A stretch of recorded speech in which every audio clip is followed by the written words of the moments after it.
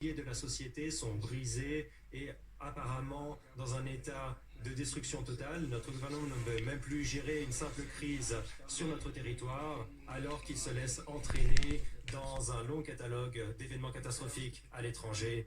Il n'arrive pas à protéger nos citoyens américains respectueux de la loi alors qu'il offre un abri, un sanctuaire à bon nombre de personnes issues d'établissements pénitentiaires et psychiatriques qui sont entrés chez nous, venus du monde entier. C'est un gouvernement qui a donné des financements illimités à la défense des frontières étrangères, mais qui refuse de défendre les frontières américaines ou, encore plus, son propre peuple. Notre pays ne peut plus offrir les services fondamentaux en période d'urgence, comme on l'a vu récemment au magnifique peuple de Caroline du Nord qui a été si maltraité,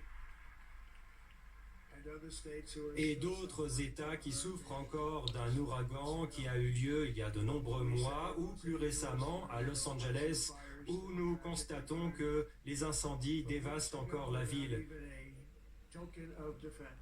Sans avoir vu une défense apparente, nous avons ces feux dévastés les maisons dans des quartiers où l'on trouvait les individus les plus puissants et les plus riches de notre pays. Certains d'entre eux sont ici, ils n'ont plus de foyer. C'est intéressant, mais on ne peut pas laisser cela se reproduire.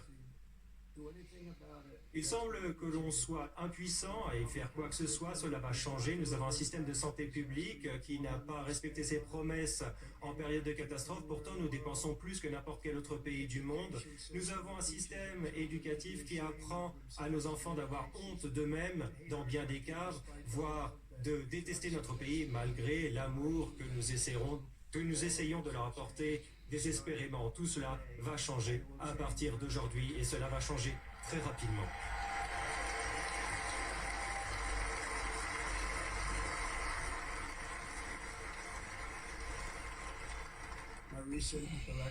Mon élection récente est un mandat qui m'est donné pour inverser totalement et radicalement une horrible trahison et toutes ces nombreuses trahisons qui ont eu lieu pour rendre au peuple sa foi, sa richesse, sa démocratie et en effet sa liberté. Dès ce jour, dès cet instant, le déclin de l'Amérique prend fin.